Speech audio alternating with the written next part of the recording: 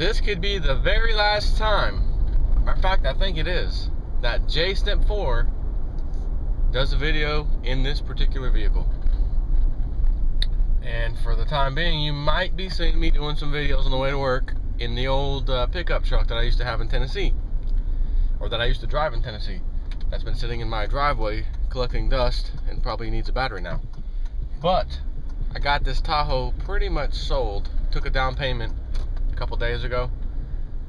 So this could be it. You know, I don't really need this Tahoe. Wife's got a minivan, you know, seat 7 or whatever, so it's time to downsize a little bit, take the money and run, so to speak. And that's JSnip4 talk for go buy some more silver. However, let's talk about the FCC is trying to get a system in place that basically monitors all United States news organizations live. They've got a monitor there, and they can see, and not necessarily see, but they will know what you're talking about, when you're talking about it. And the article went on to say, you know, when they say the word monitor, first of all, are they talking about a physical person being the monitor, or are they talking about an actual device, like an electronic device? Because the way I read it, it almost sounded like it needed to be a person, because it said stuff like, you know, this monitor needs to figure out or know what stories you're running, why you chose those stories, and why you're telling it basically the way you told it. Where'd you get the information from? You know, to tell this news story. So that's interesting, because I remember a Fox News guy and a girl reporter. This was many years ago, and it was out of a story in Florida about Monsanto's, I think it was their bovine growth hormone or something they were injecting into cows. And when these two investigative journalists uncovered it, they were shocked that they're injecting these cows with this stuff, and then of course humans are eating the cows and or drinking the milk, and felt we've got to do a story on this. And Fox News, I heard they spent up to $1 billion, this is many years ago, in advertising the show, basically getting ready to advertise what this investigative journalist, or both of them, had found is going to be, you know, like a 60-minute kind of a thing, or hour-long, you know, investigative thing by Fox News, and yada, yada, yada. And they've already spent the advertising money. They had all the stuff lined up to advertise all over the place about this new upcoming show you're going to want to see about what they've uncovered.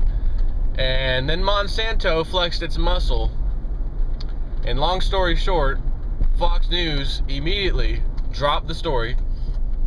And the guy in charge brought those two investigative journalists in. And he says something like, you know I could pull this story, right? I mean, you know I have the power to do that. And they're like, yeah, the two investigative journalists, yeah, we know you're the boss, you know. Well, all right. So then, basically, the next day he pulls the story, and they try to go in there. What the hell? Why'd you do that? This is crazy. This is gonna be one of the greatest things we've ever done. You know, the whole country needs to see this.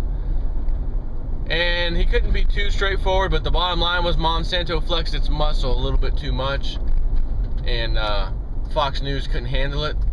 So they pulled the stories, and then those two journalists, because he told the journalists, just drop this story and leave it alone. They wouldn't leave it alone. So they filed a lawsuit against basically their boss and Fox News. And the long story short of this is the outcome, the judge, because they tried to, it had something to do with the news and telling basically the truth, you know, making sure you're not hiding and deceiving people, which is what they tried to say this guy was then therefore doing, because he doesn't want to air the show. He's, you know, people are being deceived. They don't know this is happening. So, long story short, the judge says, well, basically, you two journalists, you lose. Fox News, you win, because in the ruling, because there's nothing that says any news organization has to tell the truth ever to begin with. It's just news. And it doesn't matter if the news is real or fake. That's what he told them. And before they went to trial, before they actually, I think when they first filed the lawsuit, the Fox News guy was trying to, the head guy or whatever, was trying to settle with them. Guys, just take this payoff, this payment, let's just settle out of court. They refused, they stood, to their ground, stuck their ground. And it did not matter, because they went to court, and the judge sided with Fox News, stating that news does not have to be true. And that, you think about it, that's true. No one said anything out of anybody's mouth has to be true, because we all have the First Amendment, right? Freedom of speech, so you can say anything the hell you want, as long as you're not defamating or defaming, whatever they call that, someone else or whatever. Defaming, I believe. Defamating. So, the reason I'm bringing this up is because I could have swore this judge, this is already a done deal. You don't have to tell true or false news. You can say whatever you want. You can run any story you want. There's nothing wrong with that. So why do they need these monitors in every single news organization? Why does the government need a monitor, whether a person or an electronic device where they can hear everything? Why do they need this if news is already allowed to say what it wants to say, whether it is true or false? And again, the article went on to talk about how they want this because they want to know what they're saying at the news agencies, what stories they're running, where they got this information from, and out of all the information they got, perhaps why are they running the story in this fashion? Why aren't they, in other words, why aren't they including everything, or why are they leaving things out, and things of that nature? Now, the government's not going to care about leaving things out. It's going to be, in other words, don't run the story at all. Don't run the story and leave stuff out. Don't run the story at all when it has to do with us, the government. We don't want that. We can't have that. So, I believe that's what that's for. And I don't know that it's in play just yet, but they're trying to. FCC is trying to come up with some, new regulations to just pass that through. Basically, by, via saying we're the FCC and here's a new rule you gotta follow. And since it has to do with radio waves, FCC, we don't need to go through Congress. We already have the authority to regulate the airwaves, so this is going to be under that regulation, and we'll just do it. That's how they're going to go about it. It remains to be seen if they will. But I've said this before, I'll say it again. Are these the type of conversations or things you should be hearing or reading about in a true freedom-loving country that is a democracy that's supposed to be the beacon of light, beacon of all democracies? Like, if you want to know how to do it, look at America. They're the guidance person, right? We need guidance from America. How do they do their democracy? How do they run their country? How are their politics? We're supposed to be that go-to country that everyone wants to be like. So when I'm out here doing a video every freaking day, practically, and realize I've got a bunch of videos being sent to myself, by myself, do this video, and I'm like behind on doing videos because there's so much to talk about this great country, you gotta wonder, is this really the great country you thought it was? And the answer quickly is, well, I don't think so. I don't think so, not anymore. These are not the types of things you should be hearing as a discussion about your country. Them wanting to come in and regulate the news agencies, basically. And handpick all their people.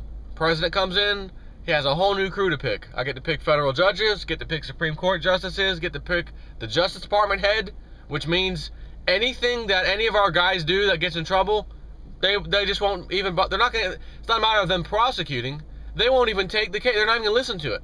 No, we're not doing anything about that. Remember when Eric Holder got in trouble, and I think it had to do with the Fast and Furious, or him lying to Congress, remember that?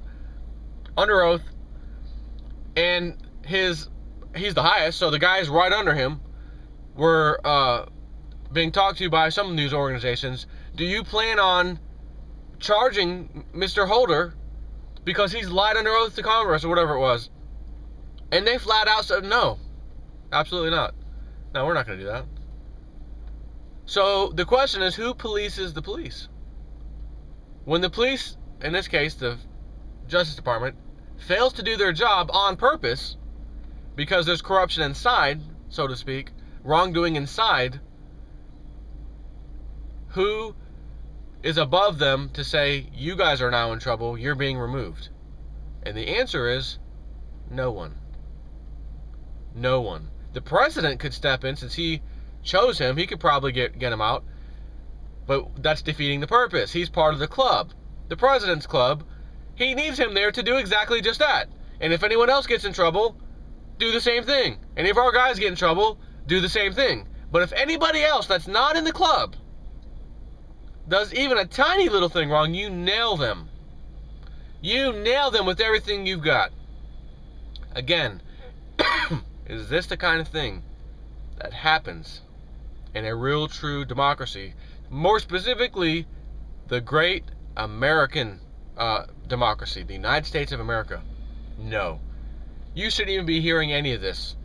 But you are daily and weekly and monthly and yearly, and it continues and continues. And every time you hear one of these things, that means it's happened pretty much. It's there. So then there's a new one, and then another one, because you see my ugly face doing another video. So there's something new. And it just keeps building and building and building until it's just you can't deal with it anymore. And that's, again, around the time when the people start to stand up. But the government, as I said the other day, has already stuff on standby to deal with that you have already paid for. Take care.